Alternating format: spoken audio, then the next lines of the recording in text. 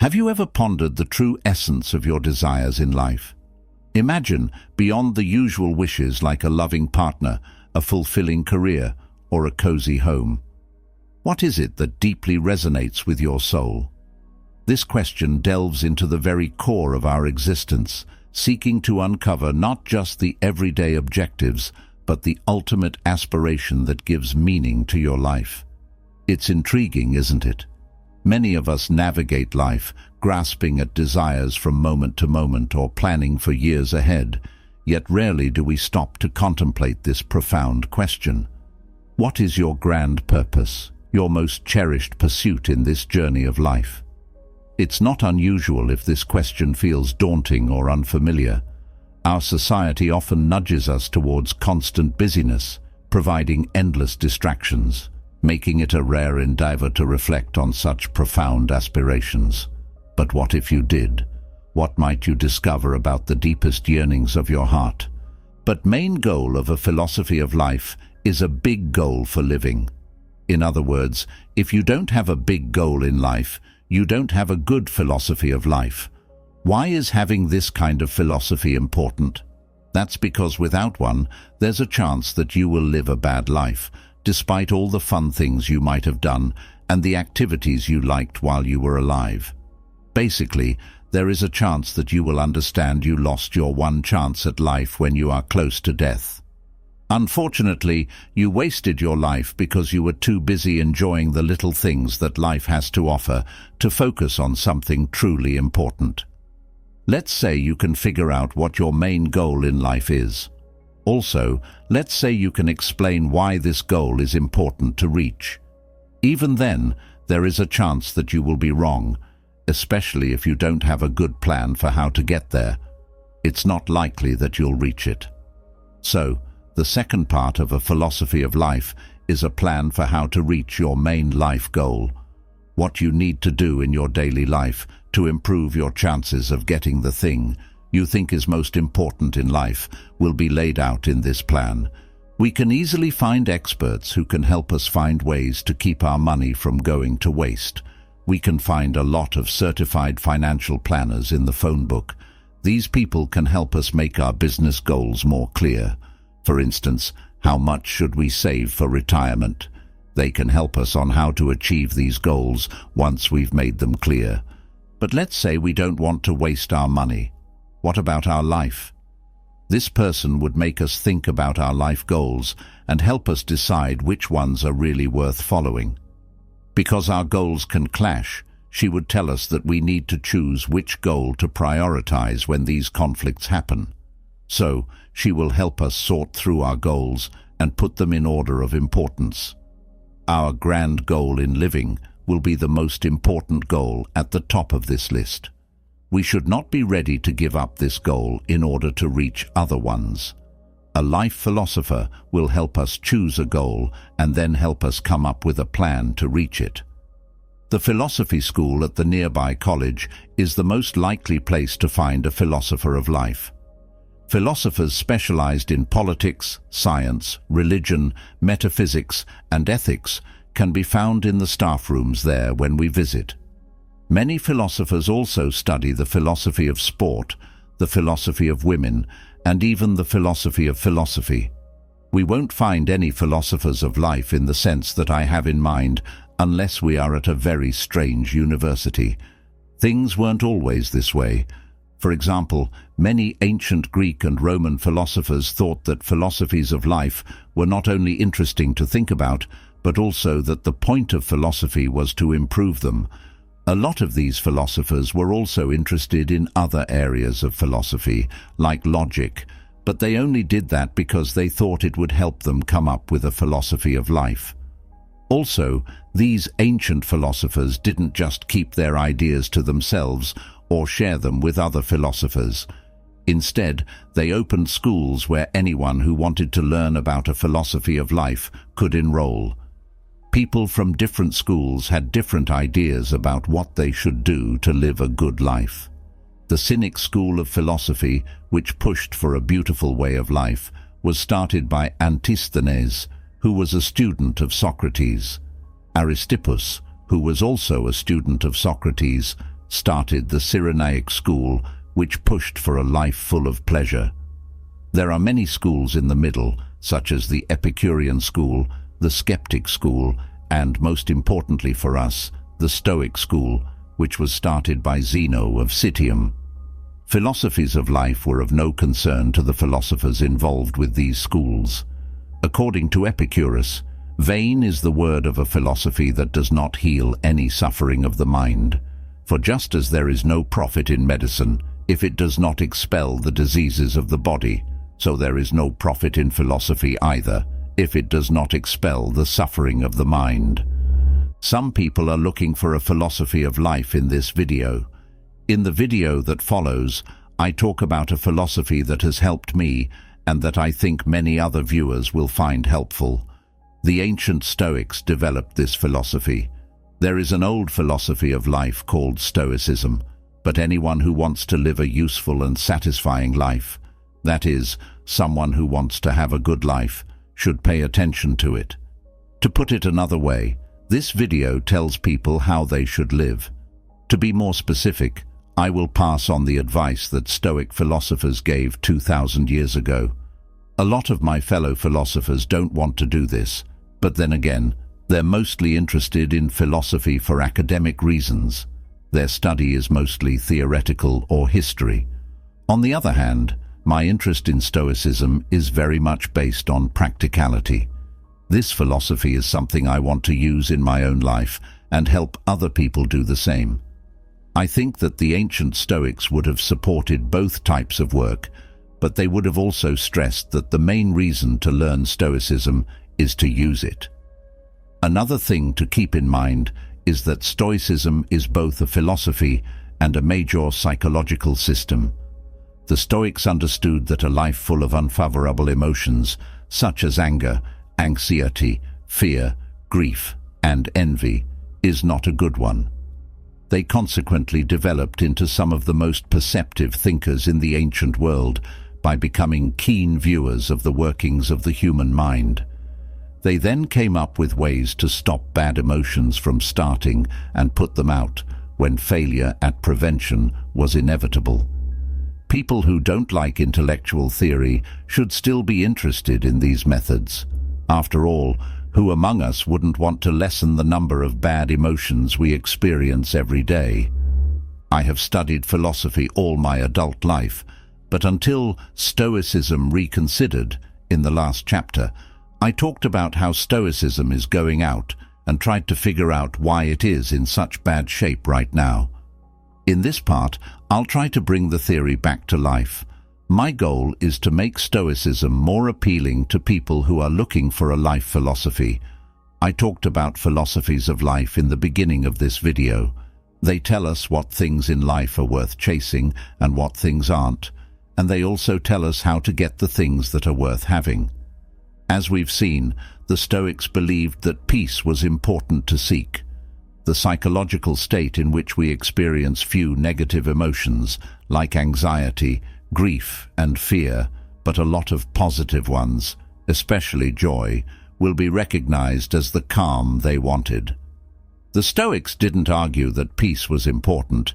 Instead, they thought that most people would see its worth at some point in their lives. The Stoics became keen watchers of human nature in order to create and improve their plan for finding peace. They wanted to find out what kinds of things make people lose their peace of mind, how people can keep these things from happening, and how people can quickly get their peace of mind back when it does happen, despite their best efforts. By looking into these things, the Stoics came up with a set of rules for people who want to be calm. These were some of the suggestions they made. 1. We need to learn more about ourselves. As we conduct our daily business, we should pay attention to how we act and think about how we handled the events of the day on a regular basis. How did we react when we were insulted, when we lost something, or when we were under a lot of stress? Did we use Stoic psychological techniques in our answers? 2. Negative emotions should not stop us from using our thinking skills. To the extent that it is possible, we should also use our thinking skills to control our wants. In particular, we should use logic to persuade ourselves that things like fame and wealth aren't worth having, at least not if we want peace of mind, so they're not worth seeking. Similarly, we should use our thinking skills to persuade ourselves that even though some things are fun, doing them will disturb our peace of mind, and the peace of mind we lose will be greater than the happiness we gain. 3. If we find ourselves wealthy even though we didn't try to get there, we should enjoy it. The Cynics, not the Stoics, were the ones who pushed for discipline. We should enjoy having money, but we shouldn't hold on to it.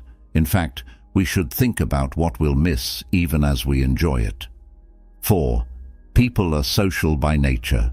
We will be unhappy if we try to stay away from other people. Because of this, if we want peace, we should make and keep relationships with other people. But we should be careful about who we friend when we do this. Also, we should stay away from people whose values aren't good because we don't want their values to get into ours. But other people are always annoying, so if we keep in touch with them, they will occasionally make us unhappy if we let them. Much of the time that the Stoics spent thinking about how to make relationships with other people less painful. In particular, they came up with ways to deal with insults from other people and keep them from making us angry. The Stoics identified two main factors that contribute to human happiness: our insatiable hunger and our propensity to worry about things outside of our control. They came up with methods for getting rid of these forms of unhappiness in our life. The Stoics say that negative thinking can help us control our hunger. All things are transient, so we should think about that. We should prepare ourselves by visualizing losing the things and people we love most. Imagining losing our own life is also important.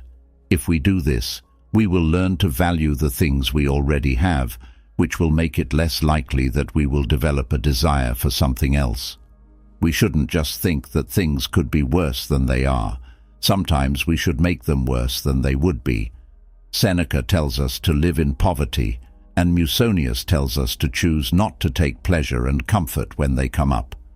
One way to stop worrying about things we can't change is to sort the things in our life into 3 groups: those we have no control over, those we have full control over, and those we have some control over, but not full control over. Once this is done, we shouldn't worry about things we can't control. We should instead deal with things we can completely control, like our goals and ideals, and things we can partially control, like our daily tasks. We won't have to deal with as much unneeded anxiety if we do this. We should be sure to remember our goals when we deal with things that we can somewhat control. Should I play tennis? If so, my goal shouldn't be to win, but to play the best match I can. When it comes to the outside world, we should be fatalistic. What happened to us in the past and what is happening to us right now are not under our control, so it is pointless to be upset about them. The Stoics could have just told us what their life philosophy is without telling us why it is a good one. In other words, they might have taken a leap of faith when adopting their Buddhist philosophy of life, much like Zen Buddhists do. But because they were philosophers, they felt compelled to show that their philosophy of life was right and that other philosophies were flawed in some way. The Stoics' first argument in favor of Stoicism was that Zeus created us and gave us reason, which distinguished us from other animals. Zeus wants to make us happy all the time because he cares about us, but he doesn't have the power to do so. He did what he could to help us instead. He gave us the tools to not only get through life, but also enjoy it. To be more specific, he planned out the way we should live that, if we followed it, would help us do well.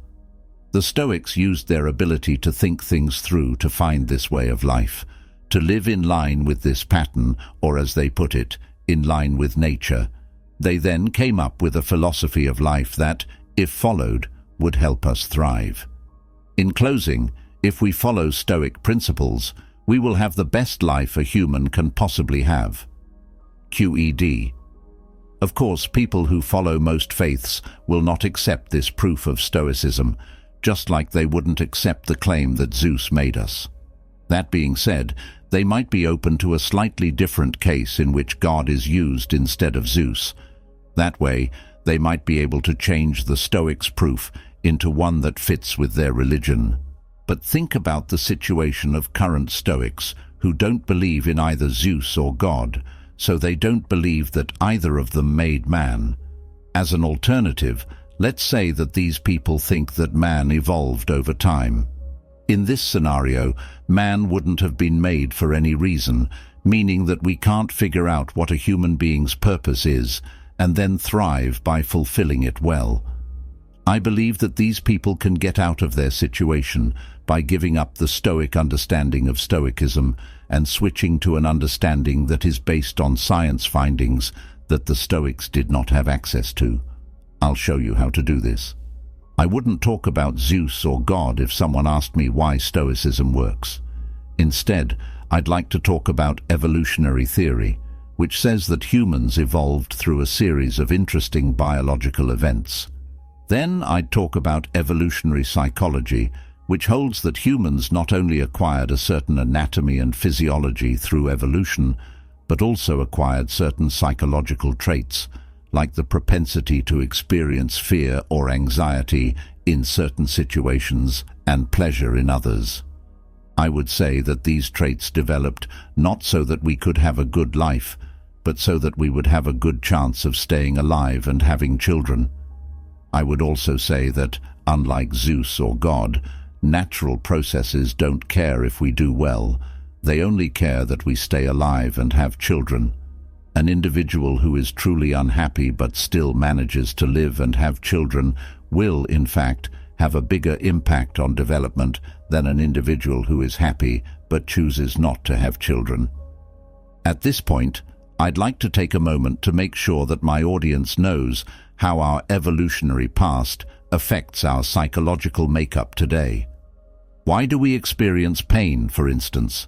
Not because the gods or God wanted us to experience pain or thought it would be good for us in some way, but because our ancestors who were able to feel pain were much more likely to avoid injuries and survive and have children than those who couldn't feel pain. Because of this, people who could experience pain were better at passing on their genes than people who couldn't. As a result, humans have received the ability to experience pain. Our capacity to experience fear is also a result of natural processes. People in our evolutionary past who were afraid of lions were less likely to be eaten by one than people who didn't care about them. The same is true for our propensity to experience anxiety and hunger. People in the past who worried about where their next meal was coming from were less likely to go hungry than people who didn't think about how they would eat. In the same way, our evolutionary ancestors who were always wanting more food or a better place to live were more likely to survive and have children than those who were happy with what they had. For the same reason that we can feel pain, we can also experience happiness. What makes something like sex feel good? People in our ancient past who liked having sex were much more likely to have children than people who didn't like it. Because we got the genes from ancestors who liked having sex, we also enjoy it. As we've seen, the Stoics believed that Zeus made us to be friendly. I agree with the Stoics that people are naturally friendly, but I don't believe that Zeus or God made us this way. Our evolutionary ancestors who were drawn to other people and joined groups of people were more likely to live and have children than those who didn't. This is why we are social. Not only are we evolved to want to have relationships with other people, I think we are also evolved to want to be important in their social circles. As evolutionary ancestors put together the groups, they had social orders within them, like how monkey troops do. A member of the group with low standing could lose access to resources or even be kicked out of the group, things that could put his life in danger. Also, the low-status men in a group were not likely to have children. So, ancestors who were driven to improve their social status, ancestors for whom getting social status felt good and losing it felt bad, were more likely to live and have children than ancestors who weren't interested in social status. Nowadays, people like to gain social rank and dislike to lose it. This is because of how we evolved. Because of this, it feels good when people praise us and hurts when they insult us. According to the Stoics, Zeus gave us the power to think so that we could be like gods.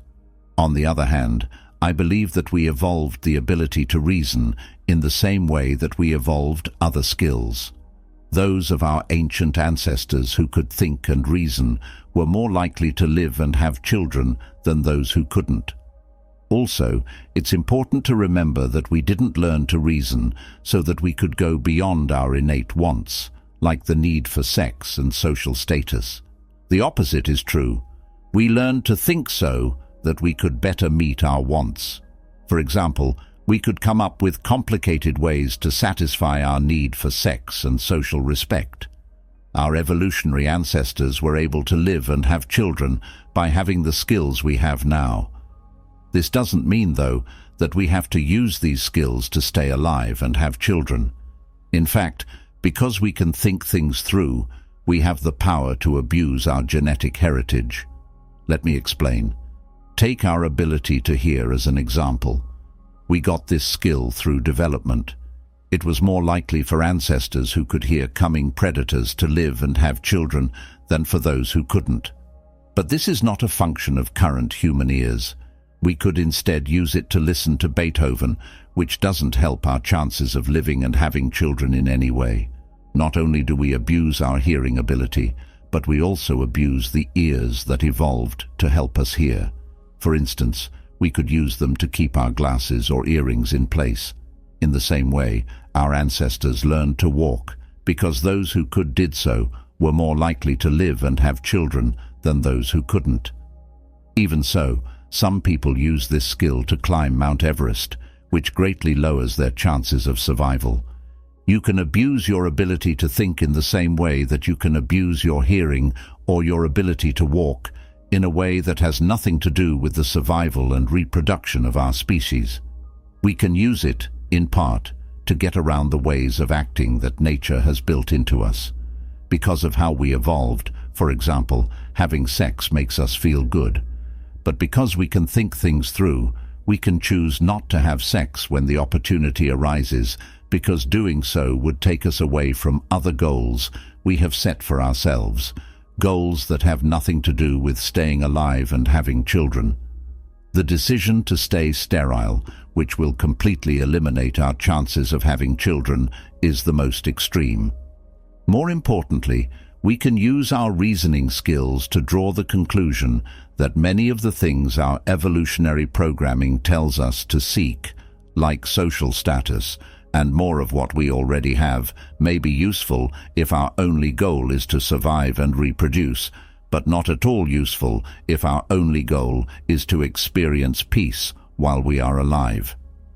As we've seen, the Stoics believed that Zeus made us vulnerable to pain, but he also gave us a tool, our ability to reason, that, if used correctly, could save us a lot of pain. I believe the same thing can be said about evolution. We are more likely to suffer because of evolution, but it also gave us a tool that we can use to avoid a lot of this pain. Once more, the tool is our ability to think things through. We can not only understand our historical situation because we can think, but we can also take steps to get out of it as much as possible. Our genetic training has helped us do well as a species, but it is no longer useful in many ways. Think about the suffering we might experience if someone insults us in front of others. I've given an evolutionary explanation for this pain. We experience it because our evolutionary ancestors who cared a lot about gaining and keeping social status were more likely to survive and have children than our ancestors who didn't care about social status and, as a result, didn't experience pain when they were mocked. But the world is very different now than it was when our ancestors lived in the African savannas.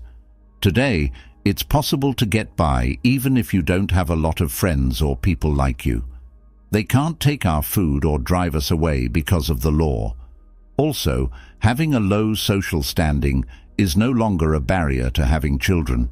It is true that in many parts of the world, low-status men and women are more likely to have children than high-status men and women. If we want to enjoy a peaceful life as well as just staying alive and reproducing, then the pain of losing social status is not only useless, it is also harmful.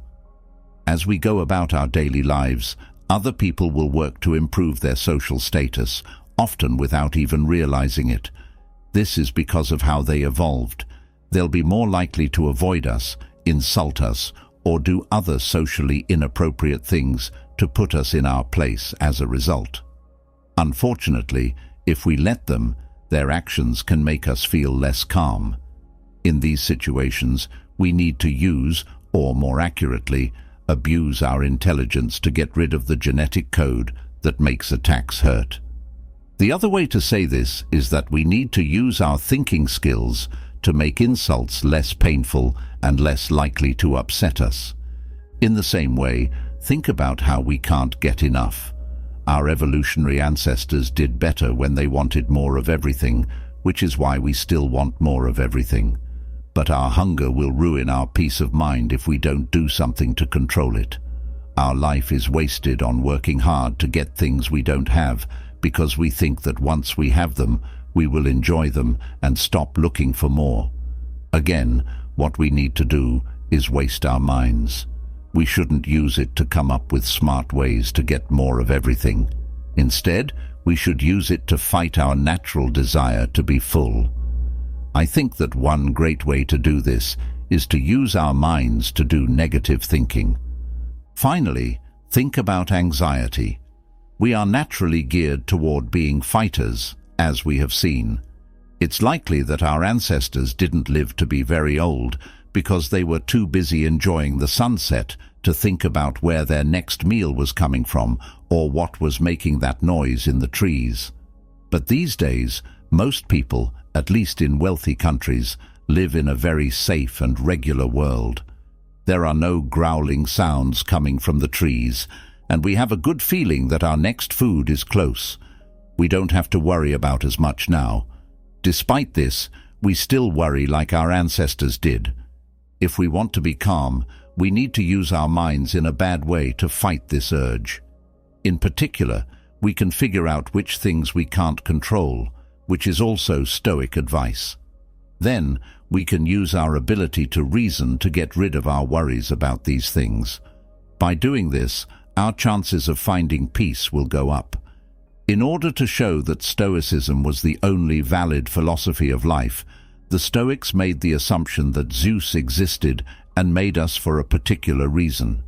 If someone doesn't agree with the Stoic proof of Stoicism, they might not disagree with Stoicism itself. Someone who thinks the Stoics were wrong when they said that everyone was made for a reason might still believe that the Stoics picked the right end for their philosophy of life, which was calm, and found a number of helpful ways to get there. In other words, if someone asked me, why should I practice Stoicism? I wouldn't say anything about Zeus or God, and I wouldn't talk about what people were made to do. Instead, I'd discuss our genetic past and how, as a result of it, we are designed to want certain things and experience certain emotions in specific situations. About how living according to our genetic training can make modern humans live unhappy lives, even though it may have helped our evolutionary ancestors survive and breed, and how we can get around our genetic training by abusing our ability to think. I would also like to say that the Stoics, even though they didn't understand evolution, did come up with psychological techniques that can help us get past the parts of our genetic code that might otherwise make us unhappy. Stoicism is a panacea if it is understood correctly. Anxiety, sadness, fear, and other bad emotions that plague people and keep them from living happy lives are the disease in question. The disease can be cured and peace can be achieved by using Stoic methods. What I'm saying is that the ancient Stoics discovered a way to get rid of bad emotions, but they were wrong about how it works.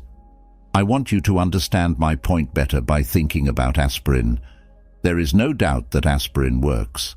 For thousands of years, people have known this and used it as therapy. Why and how does it work? The Egyptians used willow bark as medicine, and it has the same active ingredient as aspirin. They had an idea about it. They believed that we are made up of 4 things: blood, air, water, and a substance called wakudu. They thought that too much wakudu caused pain and inflammation, and that someone in pain or inflammation could get better by chewing on willow bark or drinking willow tea to lower the amount of wakudu in his body. Of course, this idea was wrong. There is no such thing as wakudu. What matters is that aspirin worked for them, even though they had the wrong idea about how it works. Willow bark was used as medicine a lot in the first few hundred years of the first millennium, but Europeans seem to have forgotten about it after that. It was found again by an Englishman named Reverend Edward Stone in the 18th century. He knew that willow bark could help with pain and fever, but he didn't know how it worked any better than the ancient Egyptians did. Chemical scientists figured out in the 1800s that salicylic acid is what makes willow bark work, but they still didn't know how or why it works. As it turns out, scientists didn't really figure out how aspirin worked until the 1970s. Arachidonic acid is made by damaged cells. It causes prostaglandins to be made, which in turn cause fever, inflammation, and pain by stopping prostaglandins from being made. This process stops when you take aspirin.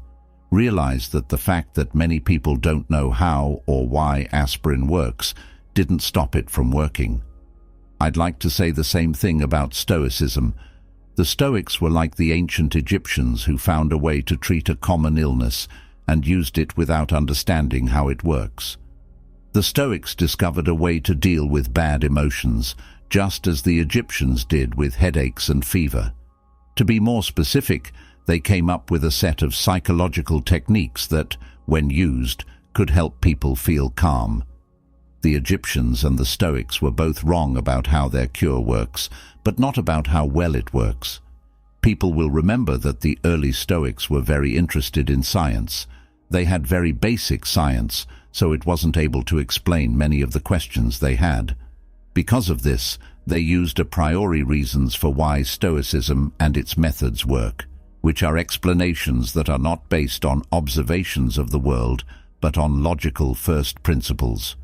One has to wonder if they would have given different answers if they knew more about evolution and, more importantly, evolutionary psychology. At this point, someone may take the comparison to aspirin a step further and turn it against Stoicism. In the same way that we understand science better than the Stoics did, we also have medicines that they didn't have, in part because of this improved knowledge. In part, we have tranquilizers like Xanax that can help us feel less anxious when it's getting in the way of our peace. This makes me think there is a royal way to the peace the Stoics were looking for. We don't have to go to the shop to buy Seneca. We could get a prescription for Xanax from our doctor instead. The Stoic approach to finding peace is best described as antiquated, according to this line of thought from King. People who lived 2,000 years ago might have understood Stoicism because Xanax didn't exist and medical science was just getting started. It would be like going to a witch doctor for an ulcer if someone today used Stoicism to deal with their anxiety. Regarding the idea, I would like to say that while it is true that Xanax can help us feel less anxious, there are still reasons to avoid taking it and instead practice Stoicism. Let's turn our attention to a linked argument to help us understand this point. Given the state of modern medicine, an obese person has 2 options. He can change his lifestyle by, for example, eating less and different foods and working out more, or he can use science to treat his obesity by taking a weight loss drug or having surgery like a gastric bypass. Most doctors would suggest the first option, which is an old-fashioned change in lifestyle, even though there are more up-to-date, high-tech options available. These doctors would only suggest medicine or surgery if a change in living does not help the person lose weight. To back up this suggestion, doctors would say that surgery is risky and that weight loss drugs can have very bad side effects. When done right, exercise is not only safe but also good for us. Also, the benefits of exercise are likely to spread to other aspects of our life. For example, we may find that we have more energy than we did before. Also, we're likely to feel better about ourselves. A lot of the same things can be said about using Stoicism to battle and avoid anxiety. Any number of Xanax users will tell you that it is safer than the medical options. Moreover, Stoicism has benefits that extend to other aspects of our life. Stoicism might not give us more energy like exercise does, but it will boost our confidence. In particular, we will be sure that we can handle anything that life throws at us. On the other hand, someone who takes Xanax won't feel as sure of themselves. He is very aware of how bad things would be for him if he couldn't get his Xanax. We can experience joy as a result of following Stoicism, which also helps us enjoy life and the things in it. One might think that taking Xanax won't give you this benefit. I know that my adaptation of Stoicism won't make everyone happy. Some philosophers might say that when I switch from a philosophical to a scientific justification of Stoicism, I have basically taken the psychological and philosophical advice from Stoicism and put it on the body justification of a completely different animal.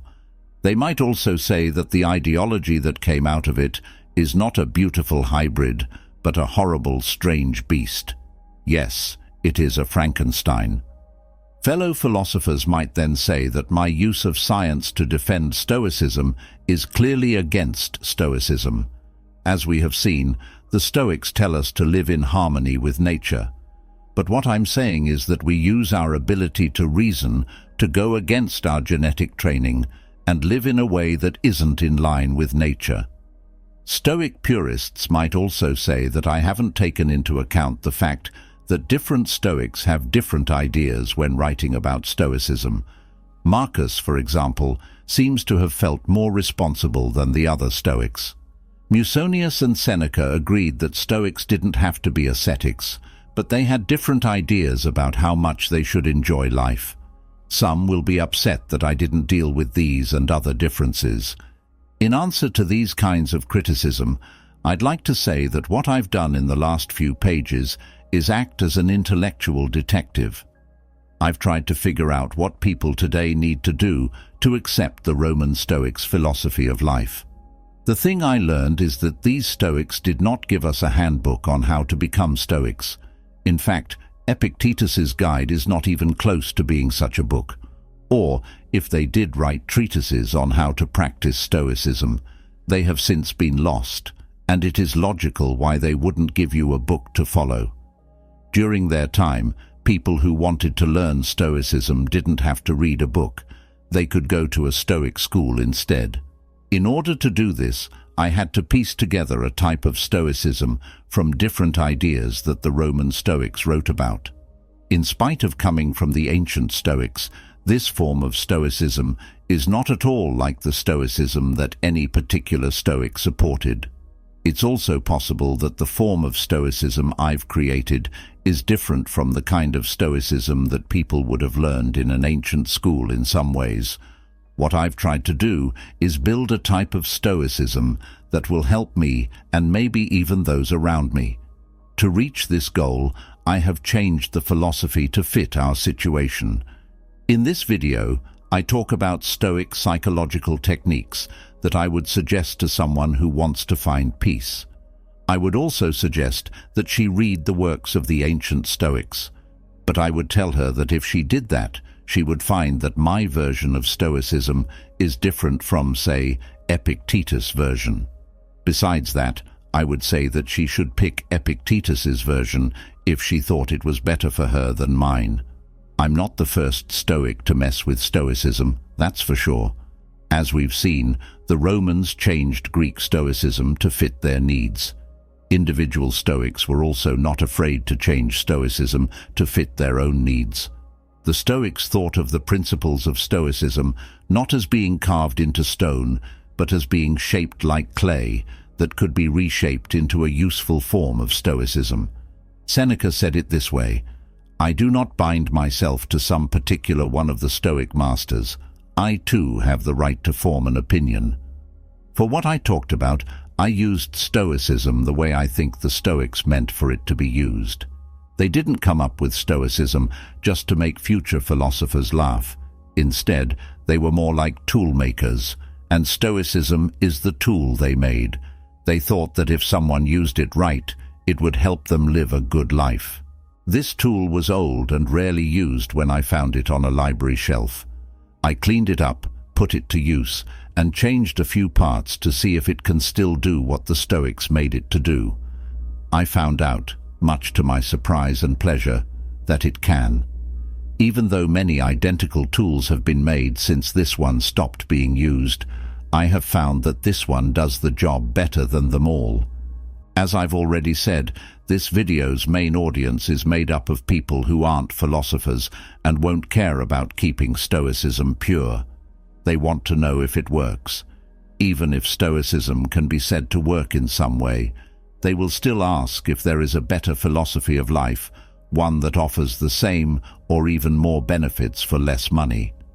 A wise person will not choose Stoicism as their life philosophy if it does not work better than other options. Instead, they will choose something like Epicureanism or Zen Buddhism. Even though I've chosen Stoicism as my life philosophy, I don't say it's the only one that works, or even that it's better than other philosophies for everyone in all situations. I am only saying that Stoicism is a great way to find peace of mind for some people in some situations. I happen to be one of those people. So, who should try Stoicism? Someone who wants peace in the first place. In the end, that's what Stoicism claims to bring. So, someone who thinks something is more important than peace of mind would be silly to practice Stoicism. Some possible life philosophies will be eliminated if calm is your ultimate goal in life. For instance, it will get rid of hedonism, whose goal is not peace, but the most pleasure possible. But once we decide that peace is the most important thing in our life philosophy, we will still have to pick from the other life philosophies that share this goal. First, we have to pick from Stoicism, Epicureanism, skepticism, and Zen Buddhism. Which of these life philosophies is most beneficial to us? Which will help us find the peace we're looking for the most? I think it depends on who we are and what's going on around us. Because everyone is different, what works for one person might not work for someone else. In other words, there is no one-size-fits-all approach to life philosophies. Personally, I believe that some people are naturally good at Stoicism. You don't have to bring these people to Stoicism. They will figure it out on their own. Because they were born with Stoicism, these people are always positive and grateful for the world they live in. If they picked up Seneca and started reading, they would know right away that he was someone like them. Others would find it mentally difficult to follow Stoicism because of their nature. These people just won't think about the fact that they might be the cause of their own misery. The whole day, they wait, sometimes impatiently, for the one thing that will make them happy with their lives and themselves. They are sure that the missing element comes from outside of them. Someone needs to give it to them or do it for them. It could be a certain job, a certain amount of money, or a certain kind of plastic surgery. They are also sure that once this missing part is given to them, their unhappy life will end and they will be able to live happily ever after. If you tell one of these chronically unhappy people that she should try Stoicism, she will probably dig in her feet and say no, it doesn't work. These kinds of cases are sad. These people are naturally pessimistic, which keeps them from taking steps to change their attitude, which greatly lowers their chances of feeling happiness.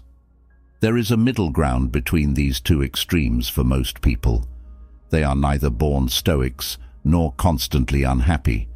The people in this group might gain from practicing Stoicism, but many of them don't see any reason to try it or any other philosophy of life for that matter. They instead spend their days on autopilot when it comes to growth. Because of their genetic training, they are always looking for the good things, like the pleasure of having sex or eating a big meal, and avoiding the bad things, like the pain of being insulted in public. But one day, something could happen that stops them in their tracks. It could be a death in the family or a sudden realization. At first, they will feel a little lost. After that, they might go look for a philosophy of life. I would say that the first step in this kind of study is to look at their attitude and situation. After that, their goal shouldn't be to find the one true philosophy of life, but the one that fits them the best. There was a time when I was drawn to Zen Buddhism as a philosophy of life, as I described in the opening to this video, but the more I learned about it, the less appealing it became. I realized that Zen doesn't work with my nature in particular. I am a person who is always analyzing things. Present to work for me, I would have to stop being cerebral. Stoicism, on the other hand, wants me to use my logical skills. In light of this, I believe that practicing Stoicism is much less expensive than practicing Zen. Trying to answer koans or just sit with nothing on my mind for hours would probably make me unhappy. This won't be true for some people, though. Based on what has been said so far, it seems like I take all life philosophies to be equally true, or that I am a relativist. Do not worry. This is not the case. I won't try to convince anyone that peace of mind is the most important thing in life, but I will try to convince them not to pursue other goals in life. If you tell me, for instance, that the main goal of your philosophy of life is to experience pain, I will not believe that your philosophy is as true as Zen Buddhism or Stoicism. Instead, I'll assume you're very wrong as my guide. I have a question. Do you want pain? On the other hand, let's say you tell me that your life goal is the same as those of Zen Buddhists and Stoics, which is to find peace, but that you have a different way of doing it than they do. So sure are you that getting your name in People magazine is the best way to get it? When it comes to this situation, I will praise your insight in choosing a goal, but I will have real concerns about your plan to reach that goal. Do you really believe that being in People will make you feel calm? If so, how long do you think it will last? In short, the advice I give to people looking for a philosophy of life is the same advice I give to people looking for a partner. They should know that the best partner for them rests on who they are and what their situation is. In other words, no one is the perfect partner for everyone, and some people aren't even good for one person. They should also understand that for most people, having a partner who isn't perfect is preferable to having no partner at all in life. Similar to this, no one philosophy of life is best for everyone, and there are some philosophies of life that no one should follow. On top of that, most of the time, it's better for someone to have a less than perfect philosophy of life than to have none at all. I will feel like I have, in line with Stoic principles, done a good thing for my fellow humans if this video doesn't change a single person to Stoicism, but does make people think more critically about their philosophy of life. Using Stoicism, I will end this video by talking about some of the things I have learned from using Stoicism. In this part of the article, I will discuss how people who want to try Stoicism as a philosophy of life can get the most out of the experience with the least amount of stress. Would-be Stoics will also learn about some shocks and pleasures that are in store for them. If you want to try Stoicism, the first thing I would tell you is to practice what I call stealth Stoicism. You should not let anyone know that you are a practiced Stoic, but I chose to become a Stoicism teacher instead, so this is what I would have done. You can get the benefits of Stoicism without having to deal with one big cost, being teased and made fun of by your friends, family, neighbors, and co-workers. I should also say that practicing Stoicism without drawing attention to yourself is very simple. As an example, negative thinking is something you can do without anyone knowing. Friends, family, neighbors, and co-workers may notice a change in you if your Stoic practice is successful, but they probably won't be able to explain it. If they come up to you confused and ask what your secret is, you could tell them the dirty truth. You're a hidden Stoic. Next, I tell people who want to become Stoics not to try to learn all the Stoic methods at once, but to start with one and work on getting good at it before moving on to the next. I also think that negative thinking is a good way to start. Whenever you have a free moment, think about what you would miss most about your life. Some of these kinds of reflections can have a huge effect on how you feel about life. Even if it's only for a short time, it can make you understand how lucky you are and how much you have to be thankful for, no matter what. From my own experience, bad thinking is like salt for everyday life. A cook only needs a little time, energy, and skill to add salt to food, but almost all of the food he does this to will taste better. Similar to this, those who practice negative visualization will find that their ability to enjoy city life is greatly increased, despite the fact that it takes little time, energy, and skill. After practicing negative thinking, you might find yourself embracing the very life you were complaining wasn't worth living just a short while before. Still, one thing I've learned from practicing Stoicism is that it's easy to forget to do negative thinking. As a result, I might not have done it for days or even weeks. I trust I understand why this takes place. Through negative thinking, we can make ourselves happier with the way things are. As soon as you feel satisfied, though, it's only normal to just enjoy life. There is no way that someone who is happy with their life would spend time thinking about the bad things that could happen.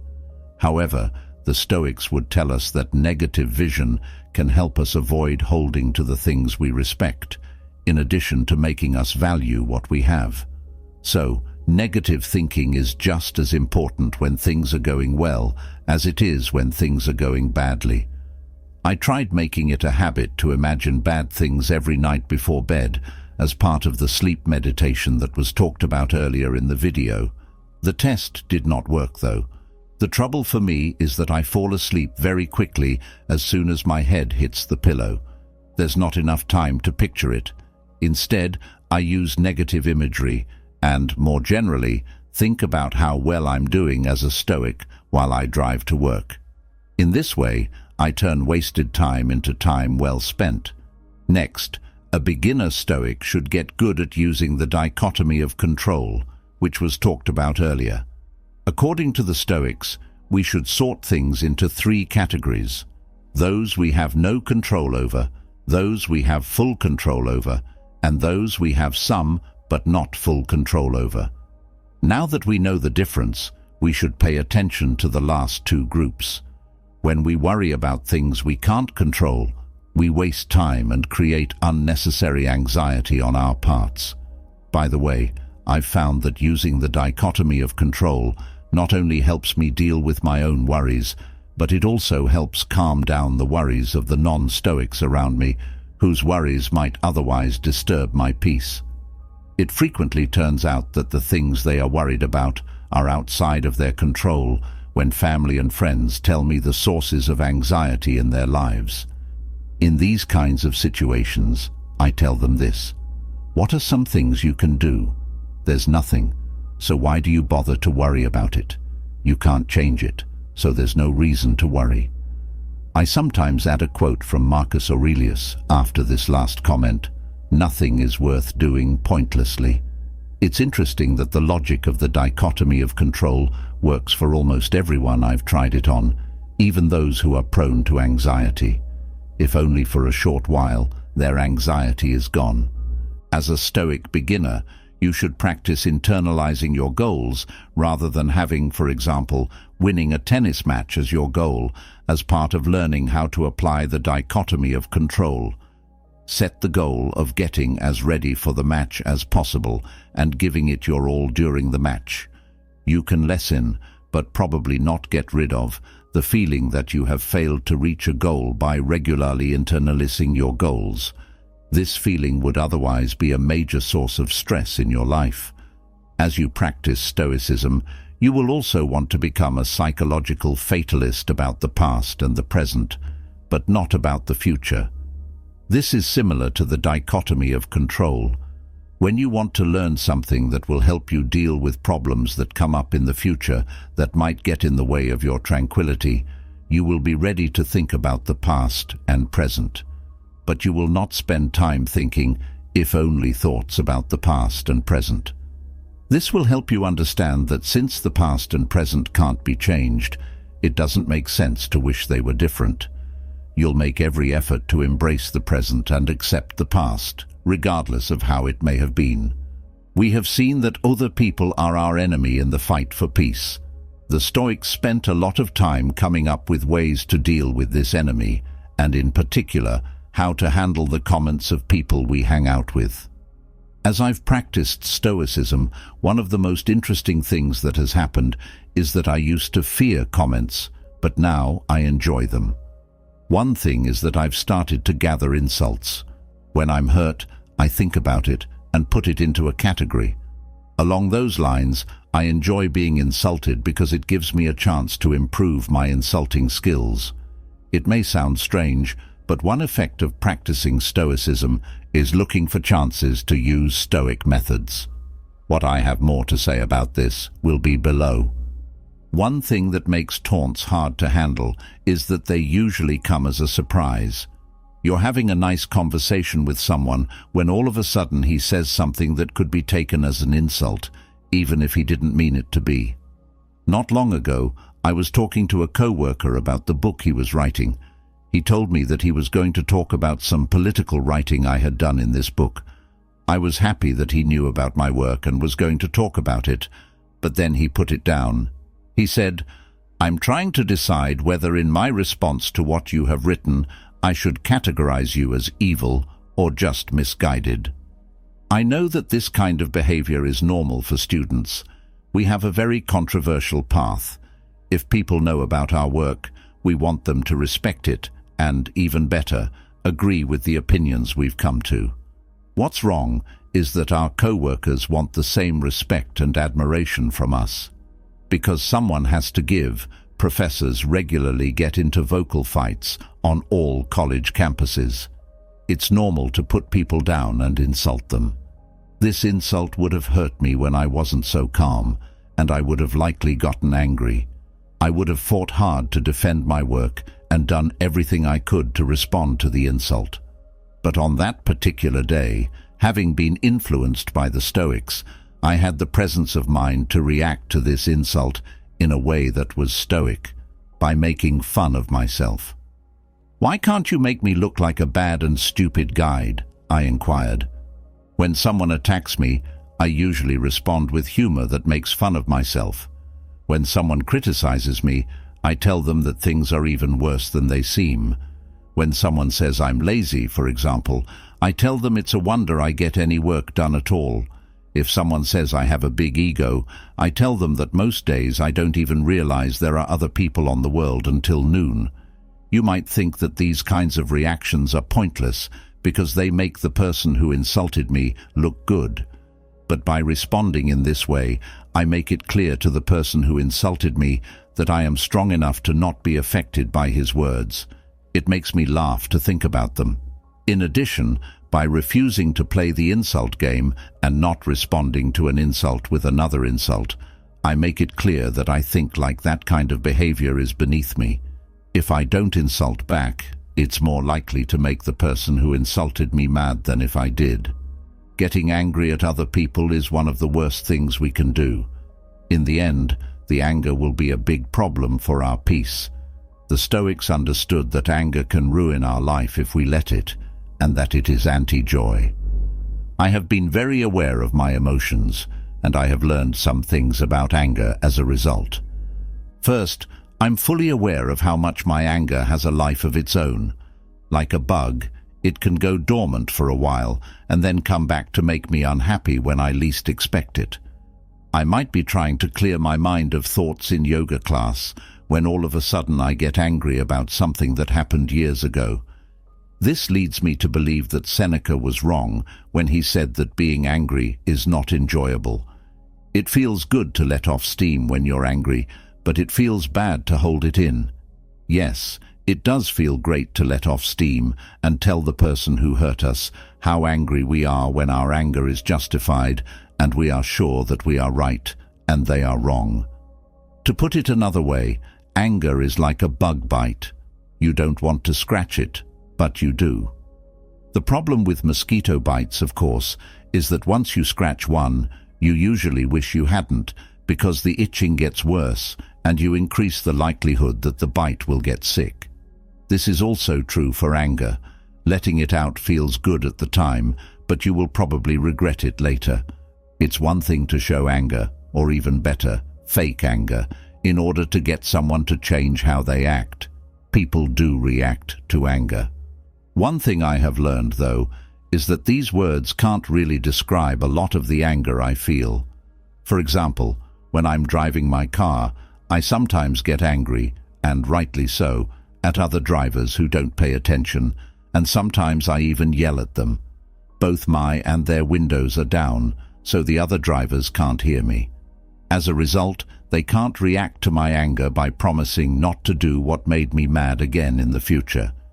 Even though this anger is right, it has no point at all. Venting doesn't help me in any way. All it does is make me less calm. Sometimes I'm rightfully mad at someone, but I can't tell them how I feel because of how things are outside my control. This is why I'm having bad thoughts about him instead. Again, these angry feelings are useless. They make me feel bad, but don't affect the person I'm mad at all. Indeed, if anything, they make the harm he does to me worse. What a waste of time. To add to that, I've found that following Stoicism has helped me get along better with other drivers. I don't yell nearly as often as I used to. Also, it has cut down on the number of bad thoughts I have about people who hurt me a long time ago.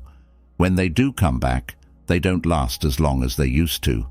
Because anger has these traits, because it can sit dormant within use, and because venting it feels good, our anger will be difficult to overcome, and learning to overcome it is one of the biggest challenges a Stoic practitioner faces. But I've learned that it's easier to control my anger when I think about it and try to understand it better. I happened to read Seneca's article on anger while I was waiting for my doctor. The doctor was terribly behind schedule, and as a result, I was left sitting in the waiting room for nearly an hour. I had every reason to be mad, and I probably would have been mad before I became a Stoic. But I couldn't get angry at that hour because I was thinking about being angry. I've also found that comedy is a good way to deal with anger. In particular, I have found that one wonderful way to avoid getting angry is to picture myself as a character in an absurdist play. Things aren't supposed to make sense, people aren't supposed to be competent, and justice, when it happens at all, happens by accident. Instead of letting myself be angered by events, I persuade myself to laugh at them. Indeed, I try to think of ways the imagined absurdist writer could have made things still more absurd. Seneca, I am certain, was right when he pointed to laughter as the proper response to the things which drive us to tears. Seneca also observes that he shows a greater mind who does not restrain his laughter than he who does not restrain his tears, since the laughter gives expression to the mildest of the emotions and deems that there is nothing important, nothing serious, nor wretched, either in the whole outfit of life. Besides advising us to imagine bad things happening to us, the Stoics, as we have seen, advise us to cause bad things to happen as the result of our undertaking a program of voluntary discomfort. Seneca, for example, advises us periodically to live as if we were poor, and Musonius advises us to do things to cause ourselves discomfort. Following this advice requires a greater degree of self-discipline than practicing the other Stoic techniques does. Programs of voluntary discomfort are therefore best left to advanced Stoics. I have experimented with a program of voluntary discomfort. I have not attempted to go barefoot, as Musonius suggested, but I have tried less bold behavior, such as underdressing for cold weather, not heating my car in the winter, and not air cooling it in the summer. I have also started taking yoga classes. Yoga has improved my balance and flexibility, reminded me of the importance of play, and made me acutely aware of how little control I have over the contents of my mind. But besides conferring these and other benefits on me, yoga has become a wonderful source of voluntary discomfort while doing yoga. I twist myself into poses that are uncomfortable or, in some cases, border on being painful. I will, for example, bend my legs until they are at the very edge of a cramp and then back off a bit. My yoga teacher, though, never talks about pain. Instead, she talks about poses giving rise to too much sensation. She has taught me how to breathe into the place that hurts, which, of course, is physiologically impossible if what I am experiencing is, say, a leg cramp. And yet, the technique undeniably works. Another source of discomfort, and admittedly of entertainment and delight as well, is rowing. Shortly after I began practicing Stoicism, I learned to row a racing shell and have since started racing competitively. We rowers are exposed to heat and humidity in the summer, and to cold wind and sometimes even snow in the spring and fall. We are periodically splashed unceremoniously with water. We develop blisters and then calluses. Whittling down calluses is a favorite off-water activity of serious rowers. Besides being a source of physical discomfort, rowing is a wonderful source of emotional discomfort. In particular, rowing has provided me with a list of fears to overcome. The racing shells I row are quite unstable. Indeed, given half a chance, they will gleefully dump a rower into the water. It took me considerable effort to overcome my fear of flipping by, successfully surviving 3 flips. From there, I went on to work through other fears, including a fear of rowing in the pre-dawn darkness, a fear of pushing off from the dock while standing up in the boat, and a fear of being out in the middle of a lake hundreds of yards from the nearest shore in a tiny boat that has thrice betrayed me. Whenever you undertake an activity in which public failure is a possibility, you are likely to experience butterflies in your stomach. I mentioned above that since becoming Stoic, I have become a collector of insults. I have also become a collector of butterflies. I like to engage in activities such as competitive rowing that give me butterflies simply so I can practice dealing with them. These feelings are, after all, an important component of the fear of failure. So, by dealing with them, I am working to overcome my fear of failure. In the hours before a race, I experience some truly magnificent butterflies. I do my best to turn them to my advantage. They make me focus on the race that lies ahead. Once a race has begun, I have the pleasure of watching the butterflies depart. I have also turned elsewhere in my pursuit of butterflies. After I began practicing Stoicism, for example, I decided to learn how to play a musical instrument, something I had never done before. The instrument I chose was the banjo. After several months of lessons, my teacher asked if I wanted to participate in the recital his students give. I initially rejected the offer. It sounded like no fun at all to risk public humiliation trying to play banjo in front of a bunch of strangers. But then it occurred to me that this was a wonderful opportunity to cause myself psychological discomfort and to confront and hopefully vanquish my fear of failing. I agreed to take part. The recital was the most stress-inducing event I had experienced in a long time. It isn't that I have a fear of crowds. I can, with zero anxiety, walk into a classroom of 60 students I have never met and start lecturing to them. But this was different. Before my performance, I experienced butterflies the size of small bats. Not only that, but I also slipped into an altered state of consciousness in which time was distorted and the laws of physics seemed to stop working. But to make a long story short, I survived the recital.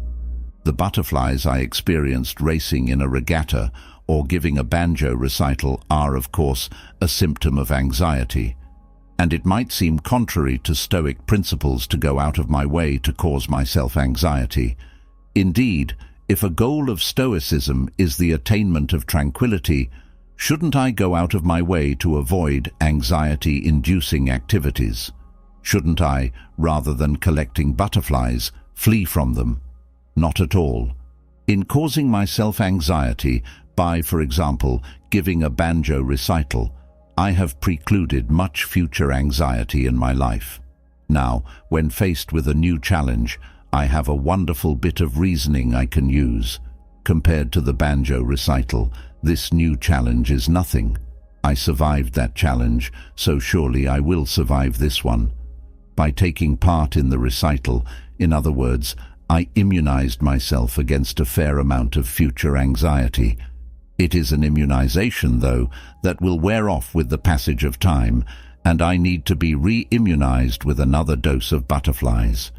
When doing things to cause myself physical and mental discomfort, I view myself, or at any rate a part of me, as an opponent in a kind of game.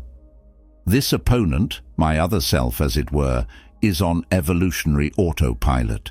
He wants nothing more than to be comfortable and to take advantage of whatever opportunities for pleasure present themselves.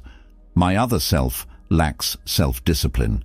Left to his own devices, he will always take the path of least resistance through life, and, as a result, will be little more than a simple-minded pleasure seeker. He is also a coward. My other self is not my friend. To the contrary, he is best regarded, in the words of Epictetus, as an enemy lying in wait. To win points in the contest with my other self, I must establish my dominance over him. To do this, I must cause him to experience discomfort he could easily have avoided, and I must prevent him from experiencing pleasures he might otherwise have enjoyed. When he is scared of doing something, I must force him to confront his fears and overcome them. Why play this game against my other self? In part, to gain self-discipline. And why is self-discipline worth possessing? Because those who possess it have the ability to determine what they do with their life.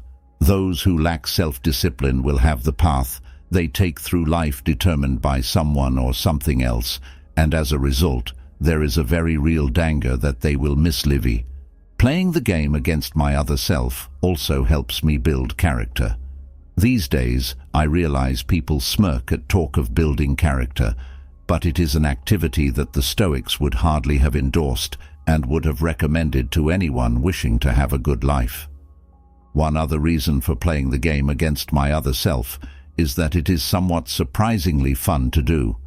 It is quite enjoyable to win a point in this game by, for example, successfully overcoming a fear. The Stoics realized as much. Epictetus, as we saw in chapter 7, talks about the pleasure to be derived from denying ourselves various pleasures. Along similar lines, Seneca reminds us that even though it may be unpleasant to endure something, we will, on successfully enduring it, be pleased with ourselves. When I row competitively, it may look as though I am trying to beat the other rowers, but I am, in fact, engaged in a much more significant competition, the one against my other self. He didn't want to learn to row. He didn't want to do workouts, preferring instead to spend the pre-dawn hours of sleep in a warm bed. He didn't want to row to the starting line of the race. Indeed, on the way there, he repeatedly whined about how tired he felt, and during the race he wanted to quit rowing and simply let the other rowers win. "If you just quit rowing," he would say in his most seductive voice, "all this pain would come to an end. Why not just quit? Think of how good it will feel." It is curious, but my competitors in a race are simultaneously my teammates in the much more important competition against my other self. By racing against each other, we are all simultaneously racing against ourselves, although not all of us are consciously aware of doing so.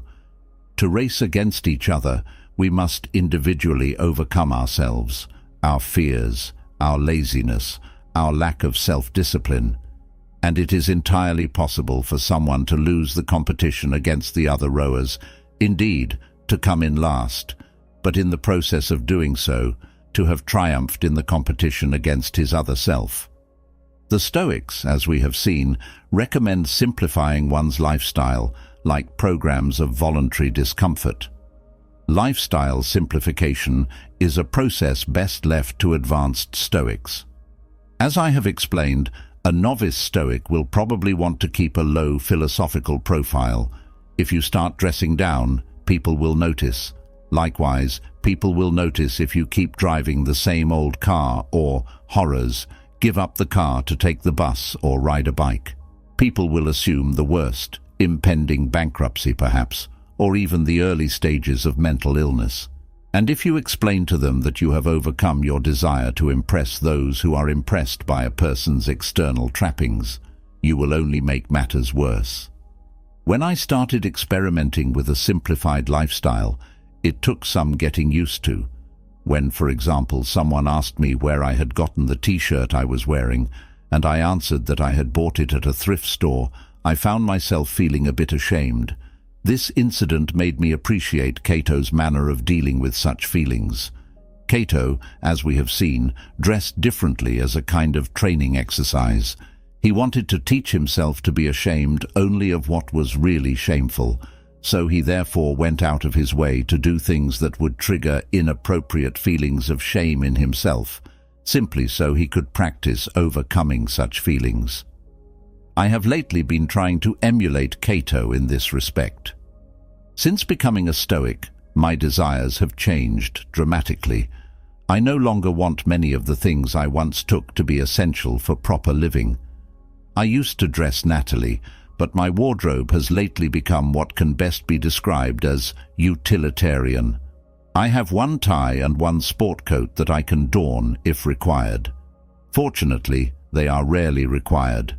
I used to long for a new car, but when my 16-year-old car recently died, I replaced it with a 9-year-old car, something that a decade ago I could not have imagined myself doing. The new car, by the way, has two things that my old car lacked: a cup holder and a working radio. What joy! There was a time when I would have understood why someone would want to own a Rolex watch. Now, such behavior puzzles me. I used to have less money than I knew what to do with. This is no longer the case, in large part because I want so few of the things that money can buy. I read that many of my fellow Americans are in deep financial trouble. They have an unfortunate tendency to use up all the credit that is available to them, and when this doesn't satisfy their craving for consumer goods, they keep spending anyway. Many of these individuals, one suspects, would be affluent rather than bankrupt, and far happier as well, if only they had developed their capacity to enjoy life's simple pleasures. I have become dysfunctional as a consumer. When I go to a mall, for example, I don't buy things. Instead, I look around me, and I'm astonished by all the things for sale that I not only don't need, but can't imagine myself wanting. My only entertainment at a mall is to watch the other mall-goers. Most of them, I suspect, come to the mall not because there is something specific that they need to buy. Rather, they come in the hope that doing so will trigger a desire for something that before going to the mall they didn't want. It might be a desire for a cashmere sweater, a set of socket wrenches, or the latest cell phone. Why go out of their way to trigger a desire? Because if they trigger one, they can enjoy the rush that comes when they extinguish that desire by buying its object. It is a rush, of course, that has as little to do with their long-term happiness as taking a hit of heroin has to do with the long-term happiness of a heroin addict. Having said this, I should add that the reason I have so few consumer desires is not because I consciously fight their formation. To the contrary, such desires have simply stopped popping into my head, or at any rate, they don't pop nearly as often as they used to. In other words, my ability to form desires for consumer goods seems to have atrophied. What brought about this state of affairs? The profound realization, thanks to the practice of Stoicism, that acquiring the things that those in my social circle typically crave and work hard to afford will, in the long run, make zero difference in how happy I am and will, in no way, contribute to my having a good life. In particular, were I to acquire a new car, a fine wardrobe, a Rolex watch, and a bigger house, I am convinced that I would experience no more joy than I presently do, and might even experience less. As a consumer, I seem to have crossed some kind of great divide. It seems unlikely that having crossed it, I will ever be able to return to the mindless consumerism that I once found to be so entertaining. Let me now describe a surprising side effect of the practice of Stoicism. As a Stoic, you will constantly be preparing yourself for hardship by, for example, engaging in negative visualization or voluntarily causing yourself discomfort. If hardship doesn't follow, it is possible for a curious kind of disappointment to set in. You might find yourself wishing that your Stoicism would be put to the test so you can see whether you, in fact, possess the skills at hardship management that you have worked to acquire. You are, in other words, like a firefighter who has practiced firefighting skills for years but has never been called on to put out an actual fire, or like a football player who, despite diligently practicing all season long, has never been put in a game. Along these lines, the historian Paul Vane has commented that if we attempt to practice Stoicism, a calm life is actually disquieting because we are unaware of whether we would remain strong in the case of a tempest. Likewise, according to Seneca, when someone attempts to harm a wise man, he might actually welcome the attempt, since the injuries can't hurt him but can help him. So far is he from shrinking from the buffetings of circumstances or of men that he counts even injury profitable, for through it he finds a means of putting himself to the proof and makes a trial of his virtue.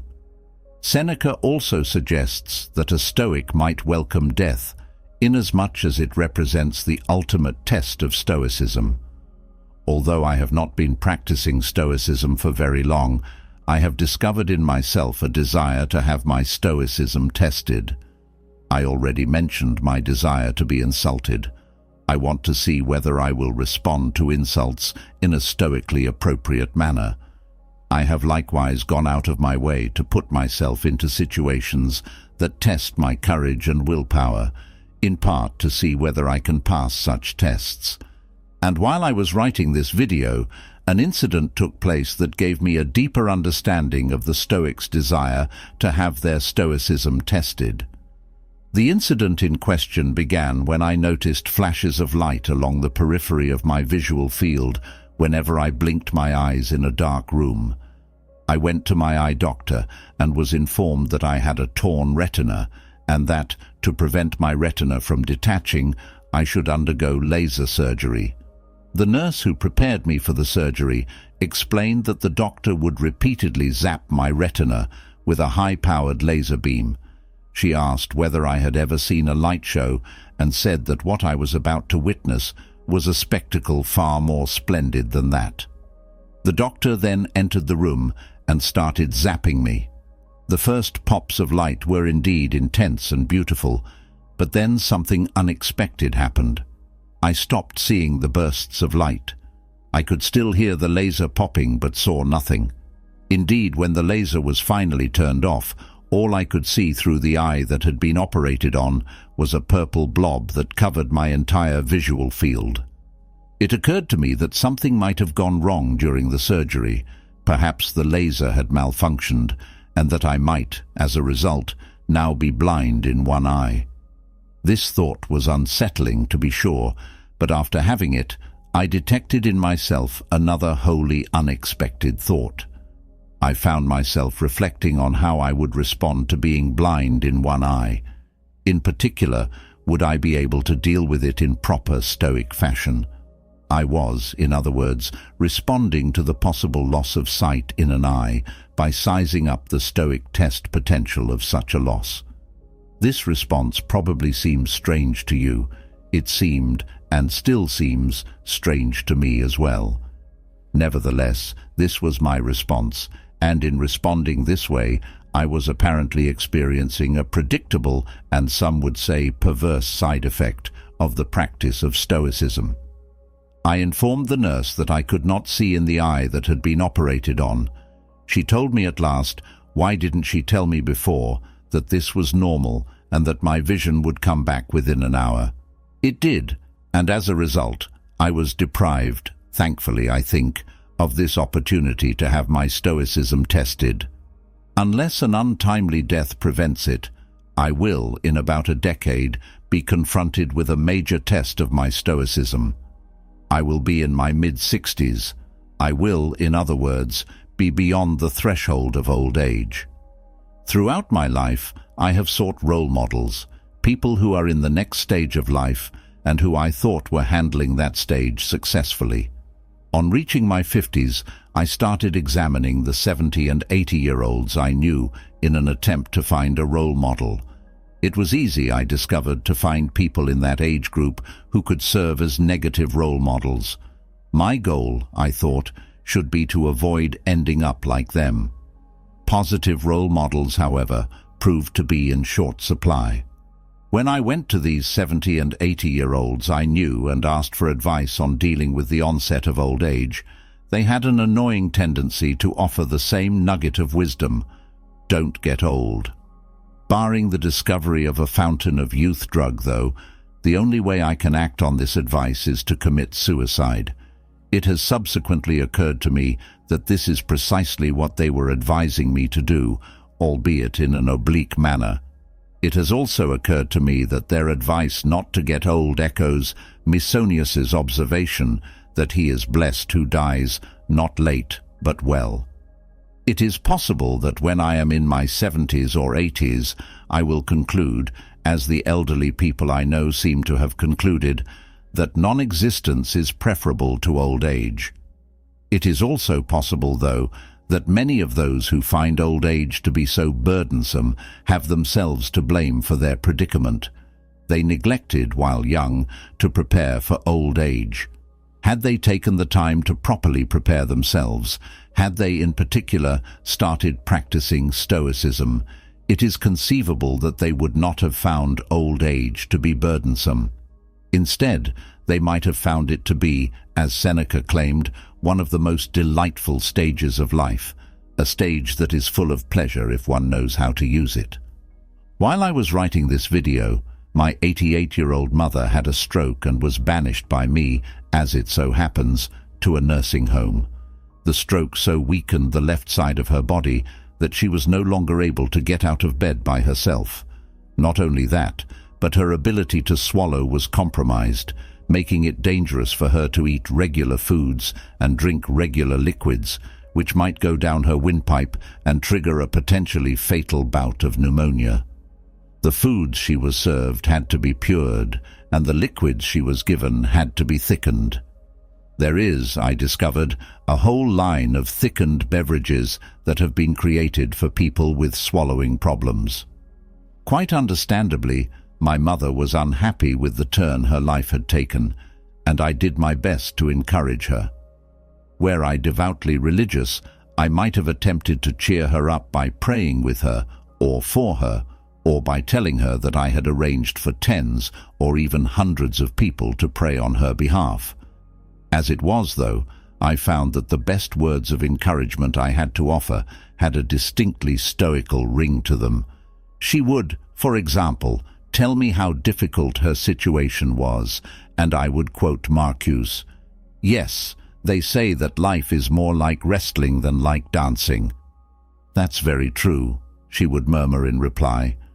She would ask me what she had to do to be able to walk again. I thought it was unlikely that you would ever walk again, but did not say as much. Instead, I encouraged her, without giving her a lecture on Stoicism, to internalize her goals with respect to walking. What you need to concentrate on is doing your very best when they give you physical therapy. She would complain about having lost most of the function of her left arm, and I would encourage her to engage in negative visualization. At least you have the ability to speak, I would remind her. In the first days after the stroke, you could only mumble. Back then, you couldn't even move your right arm and consequently couldn't feed yourself. But now you can. Really, you have lots to be thankful for. She would listen to my reaction, and after a moment of reflection, she would usually respond affirmatively, "I suppose I do." The exercise in negative visualization seemed to take the edge off her distress, if only temporarily. Time after time during this period, I was struck by how natural and appropriate it is to invoke Stoic principles to help someone cope with the challenges of old age and ill health. I mentioned above that the stroke made it dangerous for my mother to drink regular unthickened water. Being denied water made her quite naturally start to crave it. She would ask me in a pleading voice for a glass of water, not thick, but from the sink. I would refuse the requests and explain why, but as soon as I finished my explanation, she would ask again, "Just a glass of water, please." I found myself in the position of a loving son who was continually denying his elderly mother's request for a simple glass of water. After enduring my mother's pleas for a time, I asked the nurse what to do. "Give her ice cubes to suck on," she said. "The water in the ice will be released slowly, so there is little danger that she will aspirate it." As a result of this advice, I became my mother's personal iceman, bringing a cup on each visit. "The Iceman cometh," I would call out on arriving at her room. I would pop a cube into her mouth, and she would, while sucking it, tell me how wonderful the ice was. My mother, who in her prime had been a connoisseur of fine food and drink, had now become a connoisseur of ice cubes, something she had taken for granted her entire life. For her, an ice cube had merely been the thing you used to cool a beverage. Worth drinking was now giving her intense pleasure. She clearly enjoyed this ice more than a gourmet would enjoy vintage champagne. Watching her suck appreciatively on ice cubes, I felt a tinge of envy. Wouldn't it be wonderful, I thought, to be able to derive this much pleasure from a simple ice cube? It is, I decided, unlikely that negative visualization alone would enable me to appreciate ice cubes as intensely as my mother does. Unfortunately, it would probably take a stroke like hers to do the trick. Nevertheless, watching her suck on ice cubes has been quite instructive. It has made me cognizant of yet another thing that I take utterly for granted: my ability to gulp down a big glass of cold water on a hot summer day. During one visit to my mother, I encountered the ghost of Christmas future. I was walking down the hall of the nursing home toward my mother's room. Ahead of me was an elderly gentleman in a wheelchair being pushed by an attendant. When I got close, the attendant got my attention and said, pointing to her charge, "This man is a professor too." My mother, it turns out, had been telling everyone about me. I stopped and said hello to this fellow academic, who, it turned out, had retired some time before. We chatted for a while, but during our conversation, I was haunted by the thought that in a few decades' time, I might have this conversation again. Only then, it would be me in the wheelchair, and it would be some younger professor standing in front of me, taking a few moments out of his busy day to talk to an academic relic. My time is coming, I told myself, and I must do what I can to prepare for it. The goal of Stoicism, as we have seen, is the attainment of tranquility. Readers will naturally want to know whether my own practice of Stoicism has helped me attain this goal. It has not, alas, allowed me to attain perfect tranquility. It has, however, resulted in my being substantially more tranquil than was formerly the case. In particular, I have made considerable progress in taming my negative emotions. I am less prone to anger than I used to be, and when I find myself venting my anger at others, I am much more willing to apologize than was formerly the case. I am not only more tolerant of put-downs than I used to be, but have developed a near-complete immunity to garden variety insults. I am also less anxious than I once was about the disasters that might befall me, and in particular about my own death. Although the real test for this, as Seneca says, will be when I am about to take my last breath. Having said this, I should add that although I may have tamed my negative emotions, I have not eradicated them, nor is it likely that I ever will. I am nevertheless delighted to have deprived these emotions of some of the power they used to have over me. One significant psychological change that has taken place since I started practicing Stoicism is that I experienced far less dissatisfaction than I used to, apparently as the result of practicing negative visualization. I have become quite appreciative of what I've got. There remains, to be sure, the question of whether I would continue to be appreciative if my circumstances changed dramatically. Perhaps without realizing it, I have come to cling to the things I appreciate, in which case I would be devastated to lose those things. I won't know the answer to this question, of course, until my Stoicism is put to the test. One other discovery I have made in my practice of Stoicism concerns joy. The joy the Stoics were interested in can best be described as a kind of objectless enjoyment, an enjoyment not of any particular thing but of all this. It is a delight in simply being able to participate in life. It is a profound realization that even though all this didn't have to be possible, it is possible, wonderfully, magnificently possible. For the record, my practice of Stoicism has not enabled me to experience unbroken joy. Not at all.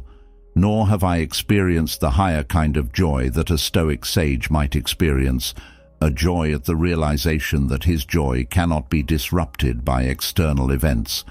But my practice of Stoicism does seem to have made me susceptible to periodic outbursts of delight in all this. It is curious, but when I started experiencing these outbursts, I wasn't quite sure what to make of them. Should I embrace my feelings of joy, or hold them at arm's length?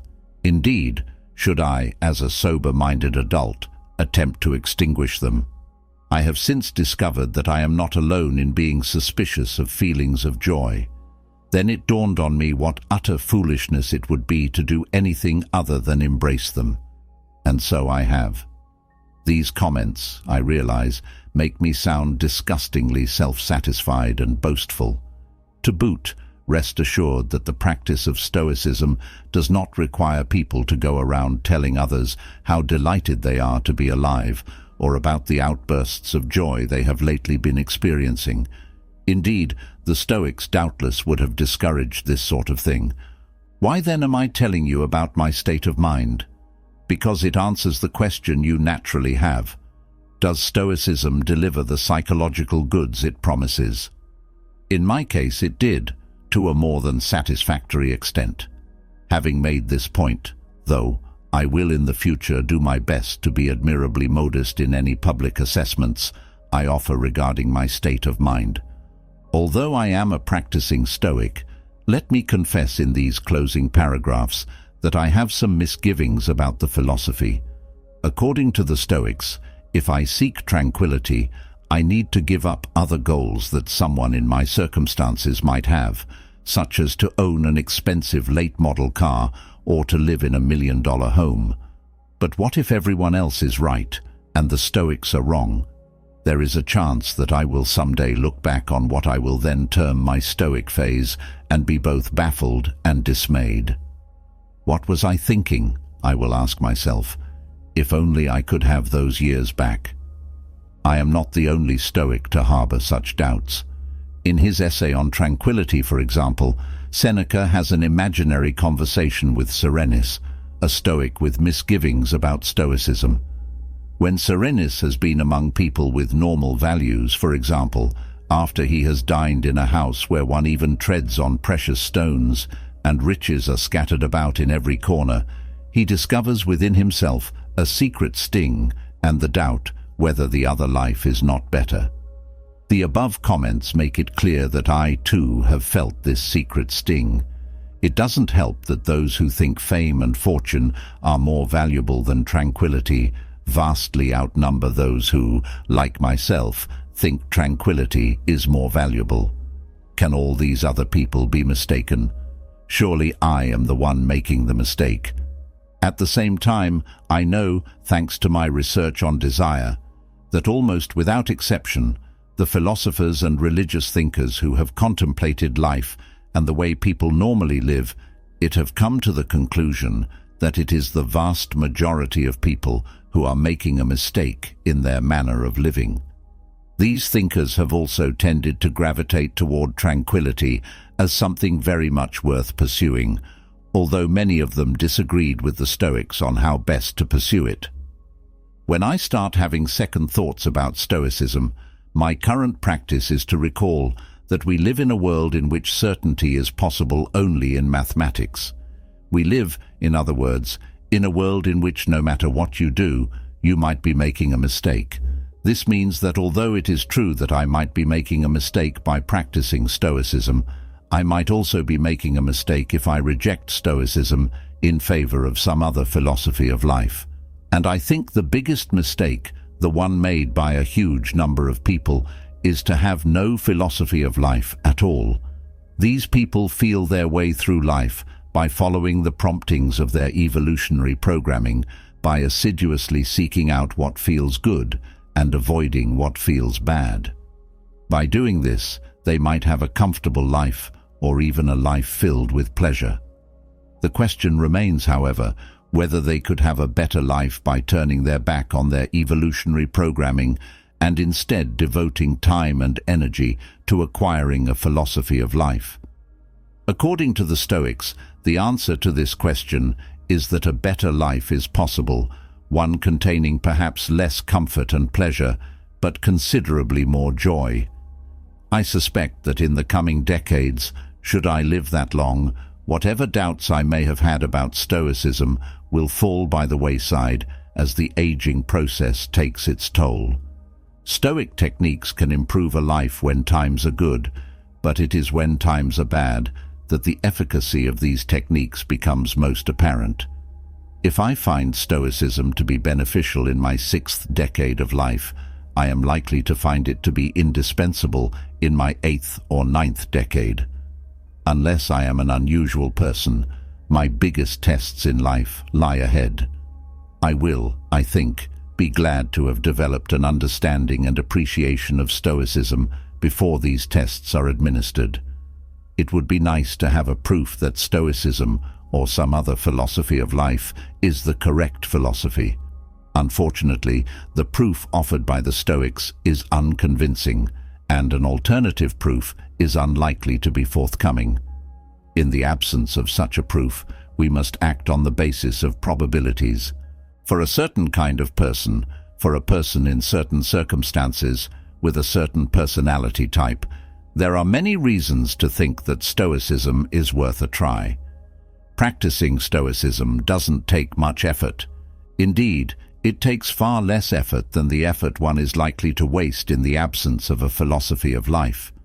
One can practice Stoicism without anyone's being any the wiser, and one can practice it for a time and then abandon it and be no worse off for the attempt.